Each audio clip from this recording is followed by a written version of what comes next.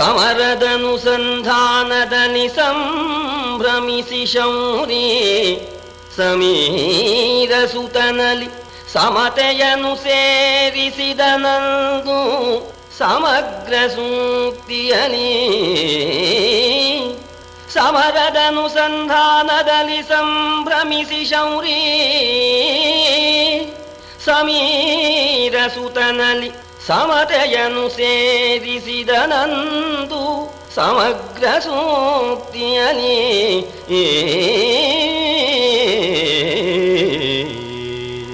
ಸಹದೇವನಿಗೆ ಕೇಳಿದ ಕೂಡಲೇನೆ ಅವನು ಒಂದೇ ಮಾತಂದ, ಅವರೇನೋ ಕೊಡ್ಬೋದು, ನಮ್ಮ ಅರ್ಧರಾಜ್ಯ ಕೊಟ್ಟರೂ ಕೂಡ ನೀನು ಸಂಧಿಗೆ ಒಪ್ಕೋಬೇಡ ಅಂತ ಹೇಳ್ತಾನೆ. ಸಹದೇವ ಹೇಳತಕ್ಕ ಮಾತು ಒಳ್ಳೆ ಗಂಡು ಮಾತು. ಇದುವರೆಗೆ ನಾನಾ ವಿಧವಾದ ಅಪಚಾರ ಮಾಡಿ ಮಾನ ಕಳೆದು ನಮ್ಮನ್ನ ದುಃಖಗೊಳಿಸಿರ್ತಕ್ಕಂಥ ಆ ಕೌರವರ ವಿಷಯದಲ್ಲಿ ಪರಮಾತ್ಮ ಖಂಡಿತವಾಗಿಯೂ ಸಂಧಿಗೆ ನೀನು ಎಡೆ ಕೊಡಬೇಡ, ಯುದ್ಧವನ್ನೇ ನಿಶ್ಚಯಿಸಿಕೊಂಡು ಬರಬೇಕು ಅಂತ ಹೇಳೋಣ.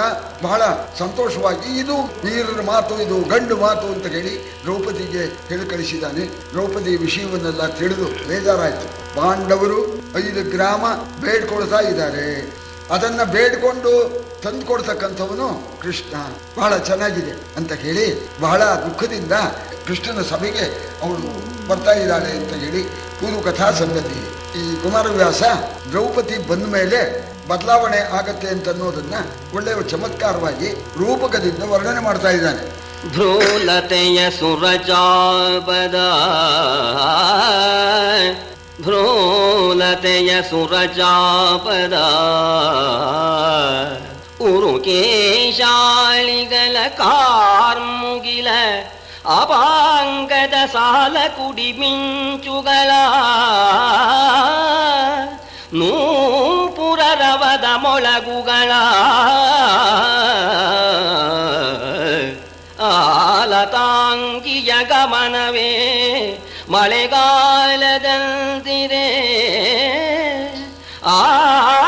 ಆಲತಾಂಗಿಯ ಗಮನವೇ ಮಳೆಗಾಲದಂತಿರೆ ಧಾರ್ತರಾಷ್ಟ್ರ ಕುಲಾಳಿ ನಿಲುವುದೇ ಪವನ ಜನ ಸಂಪ್ರತಿಯ ಸೇರುವೆಗೆ.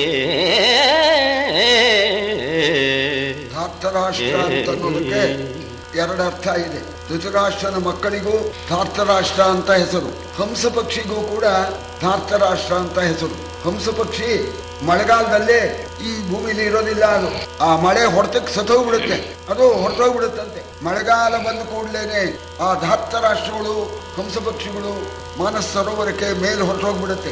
ಹಾಗೇನೆ ಈ ಮಳೆಗಾಲ ಬಂದಾಗ ಬಂದ್ವಂತೆ ಇವಳು. ಮಳೆಗಾಲ ಹೇಗಿರುತ್ತೆ ಅಂತಂದ್ರೆ ಸರಿ ಕಾಮನ ಬಿಲ್ಲು ಮೂಡಿ ಇರುತ್ತೆ, ಗುಡುಗು ಮಿಂಚುಗಳು, ಮಳೆ ಹೊಡೆತ, ಆಕಾಶವೆಲ್ಲ ಮೋಡುಗಳಿಂದ ತುಂಬಿಕೊಂಡಿರುತ್ತೆ. ಇವಳು ಮಳೆಗಾಲ ಬಂದಂತೆ ಬಂದ್ಲು. ಇವಳ ಕೊಂಕಾಗಿರ್ತಕ್ಕ ಆ ಹುಬ್ಬೆನೆ ಕಾಮನ ಬಿಲ್ಲು, ಇವಳ ಕುಡಿ ನೋಟಗಳೇನೆ ಮಿಂಚಿನಂತೆ ಹೊಳಿತಾ ಇದೆ. ಕಾಲಿನಲ್ಲಿ ನೂಪುರ ಹಾಕೊಂಡಿದ್ದಾಳೆ. ಅವಳು ಬರ್ತಾ ಇದ್ದಾಗ ಆ ನೂಪುರ ಶಬ್ದ ಆಗತ್ತೆ, ಅದೇ ಗುಡುಗು. ಇವಳ ಆ ವಿಸ್ತಾರವಾಗಿರ್ತಕ್ಕಂಥ ದೀರ್ಘವಾಗಿರ್ತಕ್ಕಂಥ ಕಪ್ಪಾದ ಆ ಕೇಶಗಳ ಸಮೂಹವೇನೆ ಮೋಡಗಳು. ಕಣ್ಣಲ್ಲಿ ನೀರು ಬೇರೆ ಬರ್ತಾ ಇಲ್ಲ ಅವರಿಗೆ, ಮಳೆ ಸುರಿಯುವ ಹಾಗೆ. ಈ ಪ್ರಕಾರವಾಗಿ ಮಳೆಗಾಲದ ಹಾಗೆ ಇವಳು ಬರ್ತಾ ಇದ್ರೆ ಪವನ ಜನ ಸೇರುವೆಗೆ ಅಂತ ಸರಿಯಾದ ಗಾಳಿನೂ ಸೇರಿಬಿಟ್ರೆ, ಏನು ಮಳೆ ಹೊಡೆದ್ಬಿಟ್ರೆ ಈ ಧಾರ್ತರಾಷ್ಟ್ರರು ಕೌರವರು ಭೂಲೋಕದಲ್ಲಿ ಇರ್ತಾರೆಯೇ, ಮುಗೀತು ಅವ್ರ ಕಥೆ ಅನ್ನೋದನ್ನ ರೂಪಕದಿಂದ ಸೂಚಿಸ್ತಾ ಇದ್ದಾನೆ. ಅಜ್ಞಾತವಾಸ ಮುಗಿದು ಕೂಡಲೇನೆ ಉಪಪ್ಲವ್ಯ ನಗರಕ್ಕೆ ಮಹಾರಾಣಿ ಬರೋ ಹಾಗೆ ಬಂದ್ಲು ದ್ರೌಪದಿ. ಯಾವ ರೀತಿ ಬಂದ್ಲು? ಒಬ್ಬಳು ಮಹಾರಾಣಿ ಸಭೆಗೆ ಬರ್ಬೇಕಾದ್ರೆ ಹೇಗೆ ಬರ್ಬೇಕು? ಕವಿತ ಚಿತ್ರಾವಳಿಯ ದಟ್ಟಿಯ ವಿವಿಧ ಭಟರುಗ್ಗಡಣೆಯಲಿ ವರಸುದತಿ ಬಂದಳು. ಸಖಿಯರೊಯ್ಯಾರದಲ್ಲಿ ನೃಪಸಭೆ ನವಬಳಾಹಕದೊಳಗೆ ಮಿಂಚಿನ ಕವಿ ಸಹಿತಮವಿ ಮೇಘವಾವಿರ್ಭವಿಸಿದೆನೆ. ದಂಡಿಗೆಯ ನಿಲಿದಳು ಹೊಕ್ಕಳೋ ನಗವ. ಪಲ್ಲಕ್ಕಿಯಲ್ಲಿ ಕೂತ್ಕೊಂಡು ಬರ್ತಾ ಇದ್ದಾಳೆ. ಪಲ್ಲಕ್ಕಿಗೆ ಸುತ್ತಲೂ ಚಿತ್ರ ವಿಚಿತ್ರವಾದ ಪೀತಾಂಬರಗಳನ್ನ ಮುಚ್ಚಿದಾರಂತೆ. ಆ ಪಲ್ಲಕ್ಕಿಗೆ ಸಖಿಯರು ಹೊತ್ಕೊಂಡಿದ್ದಾರೆ. ಪಹರೆ, ಇಚ್ಕತ್ತಿ ಪಹರೆ. ಈ ಭಟರುಗಳು ಪಾದಾವಧಾನ ಹೇಳ್ತಾ ಇದ್ದಾರೆ. ಈ ರಾಜಠೀನಿಯಿಂದ ಬಂದು ಕೃಷ್ಣನ ಅರಮನೆಯ ಸಮೀಪಕ್ಕೆ ಬಂದು ಅಲ್ಲಿ ಪಲ್ಲಕ್ಕಿಯಿಂದ ಇಳಿದ್ಲಂತೆ. ಈ ಒಂದು ಮೋಡದಿಂದ ಇನ್ನೊಂದು ಮೋಡ ಇಳಿಯುವಂತೆ ಕಾಣಿಸ್ತಾ ಇತ್ತು ಅಂತ, ಇವಳ ಕೇಶಪಾಸಗಳು ಇವಳ ಕಣ್ಣಿನ ಹೊಳಪು ಮಿಂಚಿನಂತೆ ಇತ್ತು ಅಂತ ಇಳಿದು ಕೃಷ್ಣನ ಸಭೆಗೆ ಪ್ರವೇಶ ಮಾಡಿದ್ಲು. ಇವಳು ಒಳಗೆ ಬರ್ತಾ ಇದ್ದಾಳೆ ಬಂದ್ಲು ಅಂತ ಆ ಸಖೀರು ನೋಣ ಭೀಮನಿಗೆ ಗಾಬರಿ. ಬರ್ತಾಳೆ ಈಗ, ಸಿಟಿಲ್ಲೇ ಬರ್ತಾಳೋ, ಕಣ್ಣೀರ್ ಹಾಕ್ತಾ ಬರ್ತಾ ಇದ್ದಾಳೋ, ಅವಳ ಕಡೆ ನೋಡಿದ್ರೆ ನನ್ನ ಬುದ್ಧಿ ಸರಿಯಾಗಿರೋದಿಲ್ಲ ಅಂತ ದ್ರೌಪದಿ ಕಡೆ ನೋಡ್ಲಿಲ್ಲ. ಧರ್ಮರಾಜನ ಕಡೆ ದೃಷ್ಟಿ ಇಟ್ಕೊಂಡು ಧರ್ಮರಾಜನ ಪಾದ ಕಮಲಗಳನ್ನೇ ನೋಡ್ತಾ ಇದ್ದಾನೆ ಭೀಮ. ಬಂದೋಳೆ ನೋಡಿದ್ಲು ಭೀಮನ್ನ, ಭೀಮನ ದೃಷ್ಟಿ ತನ್ನ ಕಡೆ ಬರ್ಲಿ ಅಂತ ಭೀಮ ನೋಡ್ಲಿಲ್ಲ. ಆಗ ಒಳಗೆ ಬಂದೋಳು ಭೀಮನ್ನೇ ಮಾತಾಡಿಸ್ತಾ ಇದ್ದಾಳೆ. ಎಲೆ ಸಮೀರ ಕುಮಾರ ಸಂಪ್ರತಿ ಗೆಳಸಿದೈ, ಕಲಿತನವ ನೀರೊಳು ಕಲಕಿದೈ, ಕೈವಾರವಾದುದೆ ಕೌರವೇಂದ್ರನಲ್ಲಿ, ಕಲಿಸಿದೈ ಕೃಷ್ಣಂಗೆ ನೀತಿಯ, ಬಳಸಿದೈ ಬಹುಮತವ, ಕಲಿಸಿದೈ ಕೃಷ್ಣಂಗೆ ನೀತಿಯ, ಬಳಸಿದೈ ಬಹುಮತವ, ನರಕದೊಳಿಲಿಸಿದೈ ಶಶಿಕುಲವನು, ನರಕದೊಳಿಲಿಸಿದೈ ಶಶಿಕುಲವನೆಂದು ಅನಿಲ ಜನ ನೋಡಿದಳು. ಸಮೀರ ವಾಯುದೇವ ಭಗವಂತರಲ್ಲಿ ಶ್ರೇಷ್ಠ, ಅದಕ್ಕೆ ಸಮೀರ ಕುಮಾರ ಬಲಿಷ್ಠನಾಗಿರ್ತಕ್ಕಂತಹ ಭೀಮ ಸಂಧಾನ ಮಾಡ್ಕೋಬೇಕು ಅಂತ ಹೇಳಿ ಮನಸ್ಸು ಮಾಡ್ಬಿಟ್ಯಾ ನೀನು. ನಿನ್ನ ಆ ಪರಾಕ್ರಮ ಆ ಕೆಚ್ಚು ಎಲ್ಲ ನೀರಲ್ಲಿ ಕರಡ್ಬಿಟ್ಯಾ. ಕೌರವನ ಹತ್ರ ಹೊಗಳಿಸ್ಕೋಬೇಕು ಅಂತ ಹೇಳಿ ಈ ರೀತಿ ಮಾಡ್ತಾ ಇದ್ದೀಯ. ಕೃಷ್ಣ ಪರಮಾತ್ಮನಿಗೆ ನೀತಿ ಕಲಿಸೋದಕ್ಕೆ ಹೋಗ್ತಾ ಇದೀಯಾ ಅಂತ ಕೇಳ್ತಾ ಇದ್ದಾನೆ. ಕೃಷ್ಣನಿಗೆ ನೀತಿಯನ್ನ ಕಲಿಸ್ತಾ ಇದ್ದೀಯ. ಬಹುಮತವ ಬಳಸಿದೈ, ಇದು ಸಾಮಾನ್ಯರು ಮಾಡ್ತಕ್ಕಂಥದ್ದು. ಮನುಷ್ಯ ಒಂದೇ ಅಭಿಪ್ರಾಯದಲ್ಲಿರ್ಬೇಕು ಯಾವಾಗಲೂ. ವಚಸ್ಸೇಕಂ ಮನಸ್ಸೇಕಂ ಕರ್ಮಣ್ಯೇಕಂ ಮಹಾತ್ಮನಾಮ್ ಅಂತ ಹೇಳಿ ಒಂದೇ ಇರ್ಬೇಕು. ಅವತ್ತೊಂದು ಮಾತು ಇವತ್ತೊಂದು ಮಾತು, ಹೇಳಿರೋ ಮಾತನ್ನೇ ಉಳಿಸ್ಕೊಳ್ಳೋದಿಲ್ಲ. ಪ್ರತಿಜ್ಞೆ ಬೇರೆ. ಇದೆಲ್ಲ ಭಂಗ ಮಾಡಿಕೊಂಡು ನಾನಾ ವಿಧವಾದ ಮತಗಳನ್ನು ಬೆಳೆಸಿ ಹಿಂದೆ ಹೇಳಿರ್ತಕ್ಕಂತಹ ಪ್ರತಿಜ್ಞೆಯಂತೆ ನಡೆಯದೇನೆ ಪವಿತ್ರವಾಗಿರ್ತಕ್ಕಂಥ ಚಂದ್ರ ವಂಶವನ್ನ ನರಕಕ್ಕೆ ಹಾಕ್ಬೇಕು ಅಂತ ಮಾಡಿದೀಯೋ ಅಂತ ಭೀಮನ್ ಕಡೆ ನೋಡಿದ್ಲು. ಇವಳು ನೋಡಿದ್ಲು, ಭೀಮ ನೋಡ್ಲಿಲ್ಲ. ನೋಡಿದ್ರೆ ಕೆಟ್ಟೋಗುತ್ತೆ, ತನ್ನ ಕೋಪ ಬಂದ್ಬಿಡುತ್ತೆ ಅಂತ ನೋಡ್ಲಿಲ್ಲ. ನೋಡೋದಿಲ್ವಾ, ನೋಡಿಸ್ತೇನೆ ಇದ್ಲು, ನೋಡೋ ಹಾಗೆ ಮಾಡ್ತೇನೆ ಇದ್ಲು. ಮತ್ತೆ ಹೇಳ್ತಾ ಇದ್ದಾಳೆ, ಮೂದಲಿಸೋದಕ್ಕೆ ಪ್ರಾರಂಭ ಮಾಡಿದ್ಲು. ಬೇಡಲಟ್ಟುವನೇ ಮಹೀಪತಿ ನಾಡೊಳೈದೂರುಗಳನ್ನು ಅವರಲ್ಲಿ ಬೇಡಲಟ್ಟುವನೇ ಮಹೀಪತಿ, ಮಾಡುವಾತನು ಕೃಷ್ಣನೇ ಸಂಧಾನವನು ನಿಮಗೆ, ಕೇಡಿಗನು ಕೌರವ ನೃಪಾಲನ ಕೂಡಿ ಬದುಕುವ ಭೀಮಸೇನನೇ, ಕೇಡಿಗನು ಕೌರವ ನೃಪಾಲನ ಕೂಡಿ ಬದುಕುವ ಭೀಮಸೇನನೇ, ರೂಢಿಸಿದಲ ನಿಮ್ಮ ಸಿರಿ ಸೋದರರ ಸೇರುವೆಗೆ. ಚೆನ್ನಾಗಿದೆ. ಕ್ಷೀರಸಾಗರ ಭಟ್ರು ಹೋಗ್ತಾ ಇದ್ರು ಮಜ್ಜಿಗೆ ಬೇಡೋಕೆ. ಕ್ಷೀರಸಾಗರ ಭಟ್ರು ಹಾಗೆ ಮಹೀಪತಿ ಬೇಡೋಕ್ ಕಳಿಸ್ತಾ ಇದ್ದಾನೆ. ಅವರದ್ದೇ ಅವರ ರಾಜ್ಯನೇ. ಅದರಲ್ಲಿ ಕೆಲವು ಊರುಗಳನ್ನ ಮಹಾರಾಜಾಧಿರಾಜರು ಬೇಡೋದಕ್ಕೆ ಕಳಿಸ್ತಾ ಇದ್ದಾರೆ. ಕಳಿಸೋದು ಯಾರನ್ನ? ಕೃಷ್ಣನ್ನ, ಪರಮಾತ್ಮನ್ನ ಬೇಡೋದಕ್ಕೆ ಕಳಿಸಿ ಕೊಡ್ತಾ ಇದ್ದಾರೆ. ಕೃಷ್ಣ ಹೋಗಿ ಈ ನಿಮಗೆಲ್ಲ ಸಂಧಾನವನ್ನ ಮಾಡೋದಕ್ಕೆ ಸಿದ್ಧನಾಗಿದ್ದಾನೆ. ಎಲ್ಲಾ ಸರಿಗೋಯ್ತು. ಭೀಮನಿಗೇನೋ ಕೆಡುಗಾಲ ಬಂದಿದೆ. ಸಾಮಾನ್ಯವಾಗಿ ಕೌರವರು ಇರಬೇಕು, ಇಲ್ಲ ನಾನು ಇರಬೇಕು ಅಂತ ಹೇಳ್ತಕ್ಕಂಥವನು ಕೌರವರೊಡನೆ ಸಹಬಾಳ್ವೆ ಮಾಡ್ತೇನೆ ಅಂತ ಹೇಳ್ತಾ ಇದ್ದಾನೆ. ವಿನಾಶ ಕಾಲಕ್ಕೆ ಇಂತಹ ಕೇಡು ಬುದ್ಧಿ ಭೀಮನಿಗೆ ಬಂದಿದೆ. ವಾಸ್ತವವಾಗಿ ಭೀಮನೇನೆ ನಮಗೆ ತೊಂದರೆ ಕೊಡ್ತಾ ಇದ್ದಾನೆ ಅಂತ ಹೇಳಿ ಕೋಪದಿಂದ ಇನ್ನೊಂದು ಮಾತು ಹೇಳಿದ್ರು. ಎಂಥದಾರು ಆಗಲಿ ನಿಮ್ಮ ಐಶ್ವರ್ಯ ಕಂಡೋರ್ ಪಾರ ಆಗಲಿಲ್ಲ. ನಿಮ್ಮ ಐಶ್ವರ್ಯ ನೀವು ಸಂಪಾದನೆ ಮಾಡಿದ್ದು ಏನಾದರೂ ಕೂಡ ಆ ತಮ್ಮಂದಿರಿಗೆ ಸೇರ್ತಲ್ಲ, ಅದೇ ಒಂದು ಸಂತೋಷ ಅಂತ ಕೋಪದಿಂದ ಭೀಮನ ಕಡೆ ನೋಡಿದ್ಲು. ಭೀಮ ನೋಡಲೇ ಇಲ್ಲ. ಆಗ ಪುನಃ ಆಕ್ಷೇಪಣೆ ಮಾಡ್ತಾ ಇದ್ದಾಳೆ, ಕೋಪ ನಿಮಗೆ ಬರೋದಿಲ್ಲ, ಬರಲೂಬಾರದು. ಸನ್ಯಾಸಿ ಯಾವತ್ತೂ ಕೋಪ ಮಾಡಬಾರದು.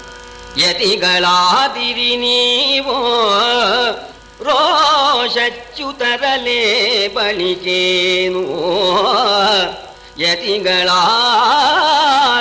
ನೀವು ರೋಷಚ್ಯುತರಲೇ ಬಳಿಕೇನು ಧರ್ಮಜ್ಞತೆಯ ನೆಲೆಗಳ ನರಿದ ಮನವು ಎರಗುವುದೇ ಕಾಳಗಗೆ ಹಿತಿಯ ಪಾಲಿಸುವುದು ವಿರೋಧಿ ವ್ಯತಿಕರವ ಬಿಡಿಸುವುದು ಹಿತಿಯ ಪಾಲಿಸುವುದು ವಿರೋಧಿ ವ್ಯತಿಕರವ ಬಿಡಿಸುವುದು ಕುಂತಿಸುತ್ತರೂ ಕೌರವರೊಡನೆ ಸುಖದಲ್ಲಿ ರಾಜ್ಯವಾಳುವುದೋ ಸನ್ಯಾಸಿಗಳಾಗಿದ್ದೀರಿ, ಸನ್ಯಾಸಿ ಕೋಪ ಮಾಡಬಾರ್ದು, ಅದು ಧರ್ಮಕ್ಕೆ ವಿರೋಧ. ಧರ್ಮವನ್ನ ತಿಳಿದಿರ್ತಕ್ಕಂಥ ನೀವು ಸನ್ಯಾಸಿ ಧರ್ಮ ಸ್ವೀಕರಿಸಿರೋದ್ರಿಂದ ಕೋಪ ಮಾಡೋದಕ್ಕೆ ಅವಕಾಶವಿಲ್ಲ. ಯಾಕೆ ಅಂತಂದ್ರೆ ಕೋಪದಿಂದ ಅನಾಹುತ ಉಂಟಾಗಿಬಿಡುತ್ತೆ. ಕೋಪಕ್ಕೆ ಮನಸ್ಸು ಕೊಟ್ರೆ ಪಾಪ ಉಂಟಾಗುತ್ತೆ. ಮಹಾತ್ಮರು ಎಂದು ಕೋಪಕ್ಕೆ ಮನಸ್ಸನ್ನು ಕೊಡೋದಿಲ್ಲ. ಬಹಳ ಸಂತೋಷ. ನೀವು ಏನಾರು ಆಗಲಿ 4 ಗ್ರಾಮನಾರು ಪಡ್ಕೊಂಡು ನೀವು ರಾಜರು ಅಂತ ಆಗ್ತೀರಲ್ಲ, ಸಣ್ಣ ರಾಜ್ಯವೇ ಆಗಲಿ ಅಂತೂ ಶತ್ರುಗಳಿಗೆ ನೀವು ತೊಂದರೆಯನ್ನ ತಪ್ಪಿಸ್ತಾ ಇದ್ದೀರಿ. ನೀವು ಒಂದೇನೆ, ಪಾಂಡವರು ಕೌರವರು ಒಂದೇ ವಂಶದವರು, ಕುಂತಿ ಮಕ್ಕಳು ಕೌರವರು ಸುಖವಾಗಿ ನೀವು ರಾಜ್ಯಭಾರ ಮಾಡ್ಬೋದು, ನಮ್ದೇನು ಅಡ್ಡಿ ಇಲ್ಲ. ಕೌರವರ ಸಮಪಾಳಿಯೊಳು ಸೋಲ ಗೆಲವೇ ಕೌರವರ ಸಮಪಾಳಿಯೊಳು ಸೋದರರು ನೀವು ಪಾಂಚಾಲರಾವೇ ಹೊರಗು ನಿಮ್ಮೊಳು ಸಲುಗೆಯೇ ಗೆಮಗೆ ಮೇಲವೇ ಸಿರಿಗಳಿಸಲರಿದು ಜನಾಳಿ ಹೆಂಡಿರ ಪೂರ್ವವೇ ಮೇಲವೇ ಸಿರಿಗಳಿಸಲರಿದು ಜನಾಳಿ ಹೆಂಡಿರ ಪೂರ್ವವೇ ಕ್ಷಿತಿಪಾಲಕರು ನೀವಾಗಲು ಯಮಗದು ಪರಮ ಪರಿಣಾಮ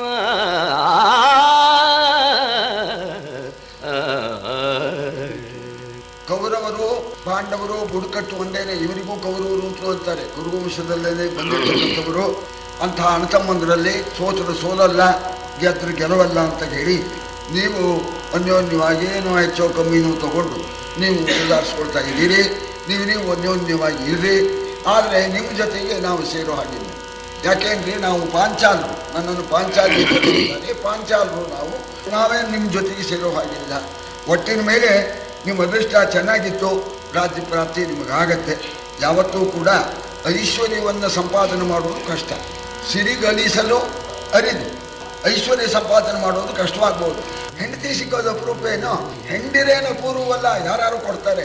ಐಶ್ವರ್ಯ ಸಿಗೋದು ಕಷ್ಟ, ಅಂತೂ ರಾಜರಾಗ್ತಿರಲ್ಲ, ನನಗದೇ ತುಂಬಾ ಸಂತೋಷ ಅಂತ ಹೇಳಿ ಭೀಮನ್ನ ಕೆರಳಿಸ್ಬೇಕು ಅಂತ ಹೇಳಿ ಆಗ ಒಂದು ಮಾತು ಹೇಳ್ತಾ ಇದ್ದಾಳೆ.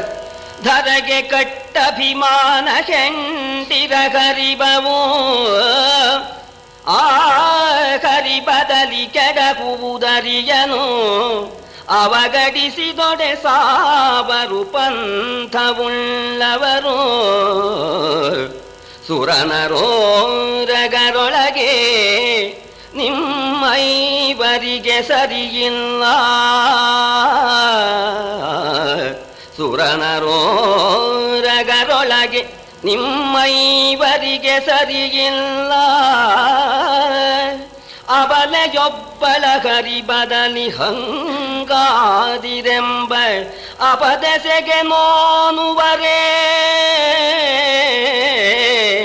ಅಬಲೆಯೊಬ್ಬಳ ಹರಿಬದಲಿ ಹಂಗಾದಿರೆಂಬ ಅಪದೆಸೆಗೆ ನೋನುವರೇ ಆತ್ಮಗೌರವ ಮನುಷ್ಯನಿಗೆ ಬಹಳ ಮುಖ್ಯವಾದ್ದು. ಅದರಲ್ಲೂ ಹೆಂಡತಿಗೆ ಏನಾರು ಅವಮಾನ ತೊಂದರೆ ಆಯಿತು ಅಂತಂದಾಗ ಆತ್ಮಗೌರವ ಇರತಕ್ಕಂಥ ಯಾವನೊಬ್ಬನೂ ಕೂಡ ಅದನ್ನ ಸಹಿಸೋದಿಲ್ಲ. ಹೆಂಡತಿಗೆ ಯಾವಾಗನೂ ತೊಂದರೆ ಕೊಡ್ತಾನೋ ಅವನನ್ನ ತತ್ಕ್ಷಣ ನಾಶ ಮಾಡ್ತಾನೆ. ನಾಶ ಮಾಡೋಕ್ಕಾಗದೇ ಇದ್ರೆ ಪ್ರಾಣನಾರು ಕೊಡ್ತಾನೆ. ನೀವು ವೀರಾದಿ ವೀರರು, ಪರಾಕ್ರಮದಲ್ಲಿ ಸೂರ ನರರಲ್ಲಿ ನಿಮ್ಮ ಸಮಾನ ಯಾರೂ ಕೂಡ ಇಲ್ಲ. ಅಷ್ಟು ಪರಾಕ್ರಮ ಇದೆ. ಮಾಡಬಾರದ ಅಪಮಾನವನ್ನ ಹೆಂಡತಿಗೆ ಮಾಡಿದ್ರು ಕೂಡ ಆತ್ಮಗೌರವ ಇಲ್ಲದೇನೆ ಜಪ್ಪಕ್ಕೆ ಕೂತಿದ್ದೀರಿ. ಬಹುಶಃ ನೀವು ಈ ರೀತಿ ಯೋಚನೆ ಮಾಡಿರ್ಬೋದು, ಹೆಂಡತಿಯ ಆ ಅಪಮಾನಕ್ಕಾಗಿ ನಾವು ಪ್ರತೀಕಾರ ಮಾಡೋದು ಹೋದರೆ ಹೆಂಡತಿಯ ಹೊಂಗಿಗೆ ಒಳಪಟ್ಬಿಡ್ತೀವಲ್ಲ ಅನ್ನೋ ಅಭಿಪ್ರಾಯ ಇಟ್ಕೊಂಡು ಈ ರೀತಿ ಮಾಡ್ತಾ ಇದ್ದರೋ ಏನು ಅಂತ ಹಂಗಿಸಿದ್ಲು. ಆದ್ರೂ ಬೇವನಿಗೆ ಕೋಪ ಬರಲಿಲ್ಲ, ನೋಡ್ಲಿಲ್ಲ.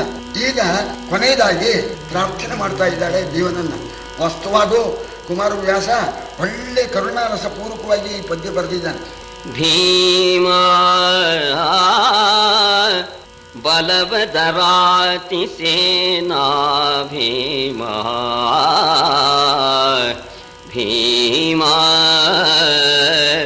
ಬಲವದರಾತಿ ಸೇನಾ ಭೀಮಾ ಕುರುಕುಲ ಕುಸುಮ ಮಾರ್ಗಣ ಭೀಮಾ ಮರೆದೈ ಮಾನಿ ನಿಯಮಾನಾಪ ಹಾನಿಗಳ ಭೀಮಾ ಭೀಮಾ ಭೀಮಾ ಮರೆದೈ ಮಾನಿ ನಿಯಮಾನಾಪ ಹಾನಿಗಳ ರಾಮನ ಬಲೆಗೆ ಕುದಿದ ಘನ ಸಂಗ್ರಾಮವನು ನೀ ಕೇಳಿದರಿಯ ಭೀಮಾ.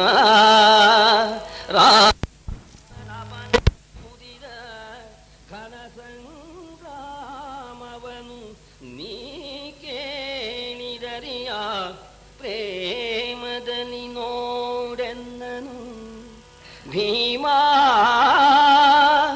ಪ್ರೇಮದಲ್ಲಿ ನೋಡೆಲ್ಲನು ಪ್ರೇಮದಲ್ಲಿ ನೋಡೆನ್ನನು ಎಂದಳು ದ್ರೌಪದಾದೇವಿ. ಭೀಮಾ ಅಂತನ್ನೋದನ್ನ ನಾನಾ ಅರ್ಥದಲ್ಲಿ ಪ್ರಯೋಗ ಮಾಡಿ ಆ ಕರುಣಾರಸ ಹೆಚ್ಚಾಗುವಂತೇನೆ ಕವಿ ಪ್ರಯೋಗ ಮಾಡಿದ್ದಾನೆ. ಭೀಮ, ಭೀಮಸೇನ, ಭೀಮ ಭಯಂಕರ, ಶತ್ರು ಭಯಂಕರ. ಬಲವದರಾತಿ ಸೇನಾ ಭೀಮ, ಬಲಿಷ್ಠವಾಗಿರ್ತಕ್ಕ ಶತ್ರು ಸೈನ್ಯಕ್ಕೆ ಭೀಮ ಭಯಂಕರ. ಕುರುಕುಲ ಕುಸುಮ ಮಾರ್ಗಣ ಭೀಮ, ಗೌರವರತಕ್ಕ 100 ಜನ ಮನ್ಮಥರಿಗೆ ಭೀಮ. ಸ್ಥಾಣು ರುದ್ರ ಉಮಾಪತಿ ಭವೋ ಭೀಮ, ಈಶ್ವರನಿಗೆ ಭೀಮ ಅಂತ ಹೆಸರು. ಕೌರವರತಕ್ಕ ಮನ್ಮಥನಿಗೆ ಈಶ್ವರ ಮನ್ಮಥನ ಸುಟ್ಟು ಭಸ್ಮ ಮಾಡಿದ ಹಾಗೆ ಕೌರವರನ್ನ ಭಸ್ಮ ಮಾಡತಕ್ಕ ಸಾಮರ್ಥ್ಯ ಉಳ್ಳವನು ಭೀಮಸೇನ. ಅಷ್ಟು ಪ್ರೀತಿ ಇತ್ತಲ್ಲ, ಎಲ್ಲ ಮರ್ತುಬಿಟ್ಟ ಭೀಮ. ಶ್ರೀರಾಮಚಂದ್ರ ಹೆಂಡತಿಗಾಗಿ ಬಹಳ ಸಂಕಟಪಟ್ಟು ಅರಣ್ಯದಲ್ಲೆಲ್ಲ ಹುಡುಕಿ ಕೊನೆಗೆ ವರ್ತಮಾನ ತಿಳಿದು ಲಂಕೆಯ ಮಧ್ಯದಲ್ಲಿ ಇರತಕ್ಕಂಥ ರಾವಣ ಸೀತೆಯನ್ನು ಅಪಹರಿಸಿದ್ದಾನೆ ಅಂತ ತಿಳಿದು ಆ ರಾವಣನನ್ನು ಸಂಹಾರ ಮಾಡುವುದಕ್ಕೋಸ್ಕರವಾಗಿ ಸಮುದ್ರಕ್ಕೆ ಸೇತುವೆಯನ್ನು ಕಟ್ಟಿ ಭಯಂಕರವಾದ ಯುದ್ಧ ಮಾಡಿರ್ತಕ್ಕಂಥ ಕಥೆ. ರಾಮರಾವಣಯೋರ್ ಯುದ್ಧಂ ರಾಮರಾವಣಯೋರಿವ ಅಂತ. ಅಂಥ ಯುದ್ಧ ಹಿಂದೆ ನಡೆದಿಲ್ಲ, ಮುಂದೆ ನಡೆಯೋ ಹಾಗಿಲ್ಲ. ಅಂಥ ಘನ ಸಂಗ್ರಾಮ ಮಾಡಿದ್ದಾನೆ. ಹೆಂಡತಿಗೆ ಅಪಮಾನ ಮಾಡಿಲ್ಲ ಅಂತನ್ನೋ ಕೋಪದಿಂದ ಅಂಥ ಯುದ್ಧ ಮಾಡಿ ಆ ಸಮಸ್ತ ರಾಕ್ಷಸ ಸಮೇತರಾಗಿ ರಾವಣನನ್ನು ಸಂಹಾರ ಮಾಡಿರ್ತಕ್ಕ ಆ ರಾವಣ ಕಥೆನ ನೀನು ಕೇಳಿಲ್ವೇನಪ್ಪ ಭೀಮ? ಯುದ್ಧ ಮಾಡದೇ ಇದ್ರೂ ಚಿಂತಿಲ್ಲಪ್ಪ, ಹೀಗ್ಯಾಕೆ ಉದಾಸೀನ ಮಾಡ್ತಾ ಇದೀಯಾ ಭೀಮ? ಪ್ರೇಮದಲ್ಲಿ ನೋಡು ಎನ್ನನು ಎಂದಳು ದ್ರೌಪದಾದೇವಿ.